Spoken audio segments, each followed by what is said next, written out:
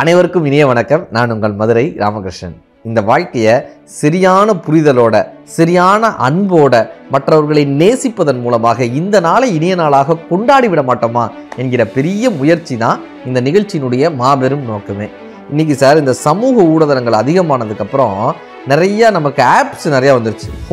நம்மளுடைய முகத்தை இப்படி மாற்றுறதுக்கு, இந்த மூக்கை கொஞ்சம் இப்படி மாற்றுறதுக்கு, கலர் டோன் மாற்றுறதுக்கு. இது கூட பரவாயில்ல சார். இன்னைக்கு பிளாஸ்டிக் சர்ஜரின்ற பேரில் பல பேர் தங்களுடைய முகத்தை விகாரமாக மாற்றிக்கிறாங்க சார். உதட்டை ஏதோ சர்ஜரி பண்ணுறாங்களாம், மூக்கை ஏதோ சர்ஜரி பண்ணுறாங்களாம். இப்படி எல்லாம் சர்ஜரி பண்ணி அதனுடைய பின் விளைவுகளில் அவங்கள பார்க்குறதுக்கு விகாரமாகிடுது சார்.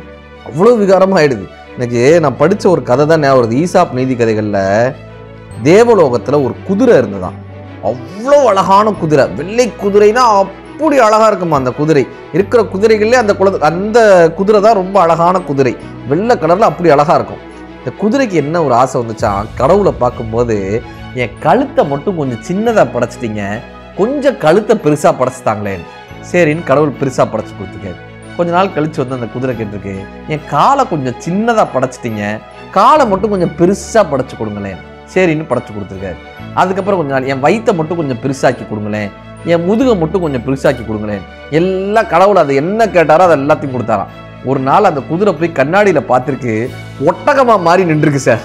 கழுத்து பெருசாகி, காலு பெருசாகி ஒட்டகம் மாதிரி நின்றுருக்கு. இப்போ கடவுள்கிட்ட போய் கேட்டுச்சான், என்னையா என்னை ஒட்டகம் மாதிரி படைச்சிட்டீங்க, என்னை ஒட்டகம் மாதிரி மாற்றி வச்சிருக்கீங்க. கடவுள் சொன்னாரா, நீ கேட்டது தானே நான் கொடுத்தேன், நீ கேட்டது தானே நான் கொடுத்தேன். நானே உன்னை அழகாக தான் படைச்சி வச்சிருந்தேன், நானே உன்னை அவ்வளோ அழகாக படைச்சி வச்சிருந்தேன். காலை பெருசாக்குன்ற, கழுத்தை பெருசாக்குன்ற, முதுகை பெருசாக்குன்ற, கடைசியாக அந்த ஒட்டகமாக தான் வந்து நிற்பேன். இதான் நடந்துச்சு. நானே உன்னை அழகாக தானே படைச்சிருந்தேன். சார், எவ்வளவு ஆழமான கதை தெரியுமா இது. கடவுள் ஒவ்வொருவரையும் அழகாகத்தான் படைக்கிறார். நாம் தான் கடவுளிடம் சென்று தேவையில்லாத வேண்டுகோள்களை வைத்து நம்மை நாமே விகாரப்படுத்தி கொண்டிருக்கிறோம். அழகுன்றது எது தெரியுமா, புறத்தோற்றத்தில் கிடையாது. நாம் இந்த சமூகத்திற்கு எந்த வகையில் பயனுள்ளவனாக இருக்கிறோமோ அதை பொறுத்து தான் சார் அழகு. அதை பொறுத்து தான் அழகு. நீங்கள் மகாத்மா காந்தியினுடைய புகைப்படத்தை, சிறுவயது புகைப்படத்தை பாருங்க, அவர் வயதானதுக்கு அப்புறம் இருக்கக்கூடிய புகைப்படத்தை பாருங்க. ரெண்டுல எது தெரியுமா அழகா இருக்கும்? வயதான தோற்றத்தோடு பல்லில்லாத மகாத்மா காந்தியை பார்க்கும்போது தான் சார் நமக்கு சந்தோஷமா இருக்கும். அதுதான் அந்த புகைப்படம் தான் சார் அழகா இருக்கும். ஏன், அந்த நேரத்தில் தானே அவர் எல்லாருக்கும் உதவியாளராக இருந்தார். அன்னை தெரசாவினுடைய புகைப்படத்தை பாருங்க, எவ்வளவு அழகு சார், எத்தனை அழகு. அவங்க என்ன உலக அழகி போட்டிக்கா இருந்தாங்க, இருந்தாலும் கூட அன்னை தெரசாவினுடைய புகைப்படத்தை பார்க்கும்போது எத்தனை அழகாக இருக்கிறது, கருணையின் வடிவமாக இருக்கு சார். சரோஜினி நாயுடு, கவிஞர் சரோஜினி நாயுடு, சுதந்திர போராட்ட நேரம் அவங்க ஒரு கிராமத்துக்கு வராங்கன்னு எல்லாருக்கும் சொல்றாங்க. சரோஜினி நாயுடு ஒரு கிராமத்துக்கு வராங்க. இப்போ இந்த கிராமத்தில் இருக்கிறவங்க அத்தனை பேரும் சரோஜினி நாயுடு வராங்க, அவங்கள பார்க்கணும்னு இருக்காங்க.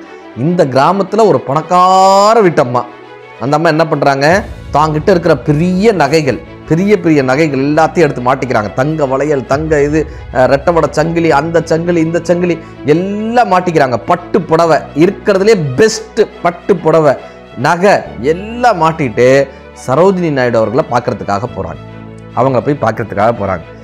இப்போ பார்த்துட்டு உடனே திரும்பி வந்தவங்க எல்லாத்தையும் சொன்னாங்க, என்ன பெரிய சரோஜினி நாயுடு, என்ன சரோஜினி, சாதாரண நூல் புடவையை கட்டிட்டு வந்திருக்காங்க, 2 நகை கூட போட்டுக்கல, சரோஜினி நாயுடை விட நானே அழகு அப்படின்ட்டு நானே அழகு அப்படின்னு வந்துட்டான். எது சார் அழகு, எது அழகு? நாட்டுக்காக கவிதை எழுதி புரட்சியை ஏற்படுத்திய சரோஜினி நாயுடு அழகா? அதை புரிந்து கொள்ளாமல் புறத்தோற்றம் மட்டுமே இருக்கக்கூடியது அழகு என்று நினைக்கக்கூடிய பணக்கார வீட்டு பொண்ணு அழகா?